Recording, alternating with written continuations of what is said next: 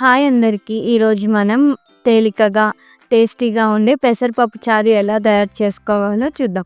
మొదటిగా పెసరపప్పుని తీసుకొని అరగంట సేపు నానబెట్టుకుందాం. తర్వాత కుక్కర్‌లో పెసరపప్పు, తగినన్ని నీళ్లు, పసుపు, ఉప్పు వేసి 6-7 విజిల్స్ వచ్చే వరకు ఉడికించుకోవాలి. కుక్కర్ విజిల్స్ అన్నీ అయిపోయిన తర్వాత కుక్కర్ ఓపెన్ చేసి పెసరపప్పుని బాగా మెత్తగా మెదుపుకోవాలి. తర్వాత అందులో చింతపండు రసం, 2 గ్లాసులు నీళ్లు, కొంచెం ఉప్పు, కారం, పసుపు, పచ్చిమిరపకాయలు వేసి స్టవ్ మీద పెట్టి మరిగించుకోవాలి.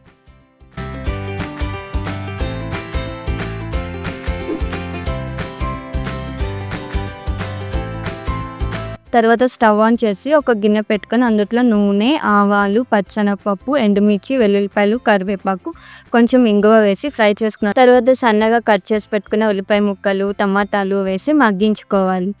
ఇది మగ్గిన తర్వాత ముందుగా మనం పక్కన పెట్టుకున్న పెసరపప్పు మిశ్రమాన్ని వేసి ఉడికించుకోవాలి. అంతే, మన పెసరపప్పు చారు రెడీ.